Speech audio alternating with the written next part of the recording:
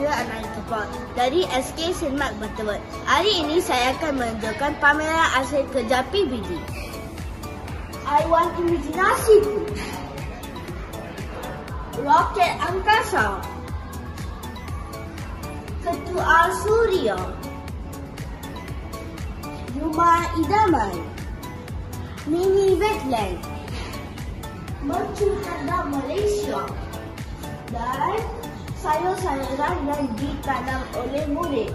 Dan sayur-sayuran ini akan dijual sebungkus ada RM5. Selain Mercu Tanam, kami menjual salad arang RM5. Berapa ringgit? RM5. Okey, RM5.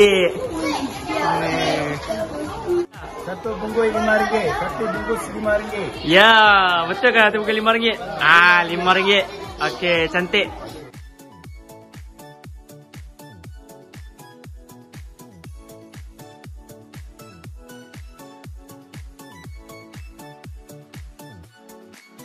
It's Penang Bridge 1. It's not Penang Bridge 2, it's Penang Bridge 1. It builds from 1982 and now 1985.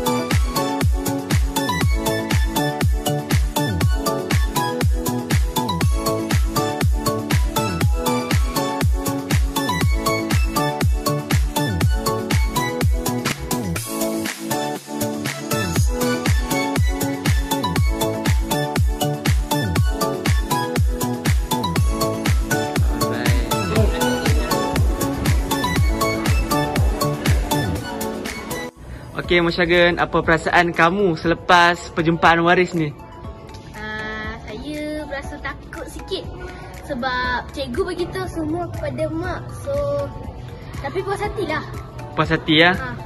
Cikgu beritahu tu sebab nak bagi kamu jadi orang yang lagi baik. Betul tak? Ya, anak baik lebih sedih. Okey, thank you.